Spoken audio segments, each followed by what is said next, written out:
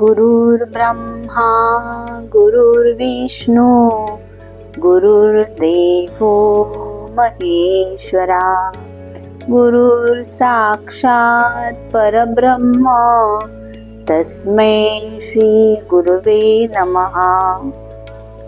श्री गुरु दत्तात्रेयांचा 8वा अवतार कोणता व कशासाठी झाला? श्री दत्तात्रेय यांचा 8वा अवतार ज्ञानराज हा होय.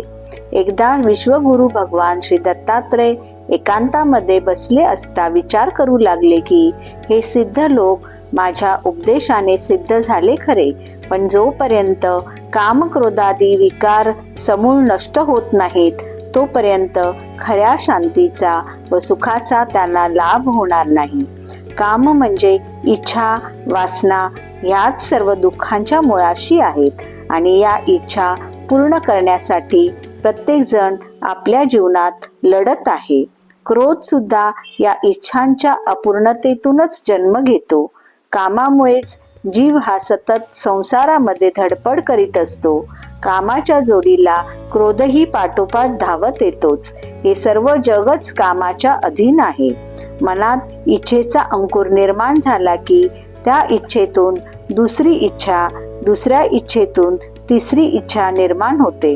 अशा रीतीने हे सर्व जग विषयाभिलाषांच्या जाळ्यात या संघर्षात ओढले आणि व्यापिले गेले आहे.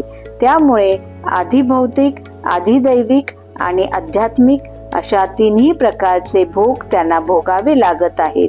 सर्वजण चिंतेने त्रस्त होत आहेत.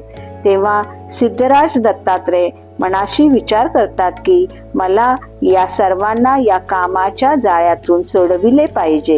सर्व लोकांनी काम, क्रोध, लोभ इत्यादी बंधनांच्या पलीकडे जायला हवे, म्हणजे मग ते ज्ञान प्राप्त करतील. या लोकांना ज्ञानानेच सायुज्याचा लाभ होईल व ते पूर्ण सुखी होतील, माझ्याशी एकरूप होतील. म्हणून परम दयाळू भगवान श्री दत्तात्रेय हे पूर्वीचे त्रिगुणातीत आणि नित्य शुद्ध बुद्ध मुक्त असे आपले स्वाभाविक रूप व आपली सहज अवस्था क्षणभर बाजूला ठेवून पुन्हा कौमार रूप धारण करून प्रकट झाले. या अवतारात प्रभू अवकाशात साधारण 1 मनुष्य उंचीवर हवेत अधांतरी दिसू लागले.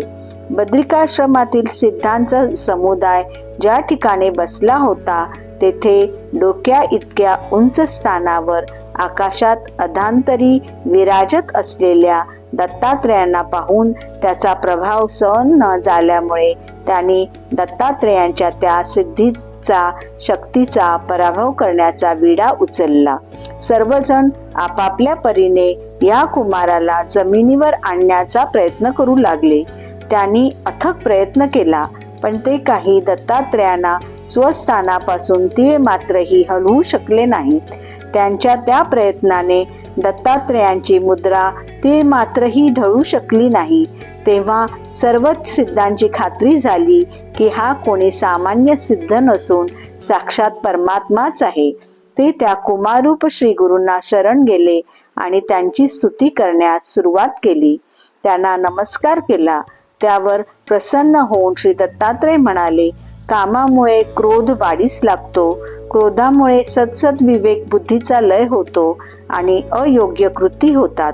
षड्रूपूंवर विजय मिळवण्याऐवजी जे केवळ सिद्धींच्या पाठी लागतात त्यांच्या बाबतीत सुद्धा हेच होते. जे सिद्धींच्या पाठी जातात ते माझ्याशी एकरूप न पावता शाश्वत आनंदाला मुक्तात. म्हणूनच तुम्ही मला अनन्य भावाने शरण या. मंत्रांचे पुरस्चरण करा, नाम घ्या, शाश्वत तत्व जाणून घ्या आणि नैतिक जीवन जगा. बुद्धी किंवा तर्काने मला जाणता येत नाही, त्यामुळे आपण काम क्रोधादीवर विजय मिळवावा व माझी भक्ती चालू ठेवावी. हा उपदेश ग्रहण करून सिद्धांनी श्री दत्तप्रभूंनी दर्शविलेल्या मार्गाचे अनुसरण केले आणि शाश्वत आनंद मिळवला. म्हणून दत्तगुरूंचा हा 8वा अवतार ज्ञानसागर या नावाने प्रसिद्ध झाला. ज्ञानसागर हा दत्तगुरूंचा अवतार कधी व का झाला ते पाहूया. ज्ञानसागर हा दत्तात्रेयांचा 8वा अवतार फाल्गुन शुक्ल पक्षातील दशमीच्या दिवशी रविवारी सूर्योदयाच्या वेळी झाला. त्यावेळी पुनर्वसू नक्षत्र होते.